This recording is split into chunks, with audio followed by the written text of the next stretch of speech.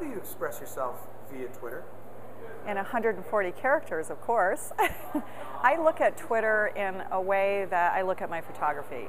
So if you think about when I go and I shoot, I look, every time I walk into a room, I think, what would this look like in a frame, right?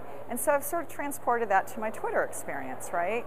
If I see something or if I meet someone like you, I think, how do I actually articulate and communicate this message in 140 characters or less? So it's almost like imagining a headline to a newspaper and distilling it down to something that's compelling and creative that somebody's going to want to not just know, but learn from. Like, what can I teach someone today?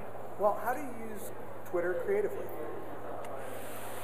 Well, now I'm using it to upload photos, so that's a really creative way. Say we're, walking down the street, you see something really interesting, you take it, you check off your location, you upload it in real time, just met these people, and there you have it. You have an experience that I'm sharing real-time experiences with photography, digital-rich images in 140 characters or less. So you are a content producer. One of the many. A content generator. Yes, absolutely. Now, do you share other people's content as well, or are you primarily sharing your content and people are sharing your stuff? I would say it's all of the above. If I see something that's really interesting, I'll retweet it and I'll reference people and point to people. If it's something, Twitter is not just about you, right? It's about community. So sharing content that you learn or find out about from other people is half of what it's all about.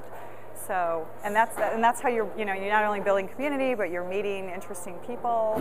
That's how I met Adventure Girl, who apparently is here today. But she had retweeted something that we did about a month ago, and I, even though she's got a zillion followers, I didn't know who she was, and it was that engagement that actually made me interested in finding out what she was doing.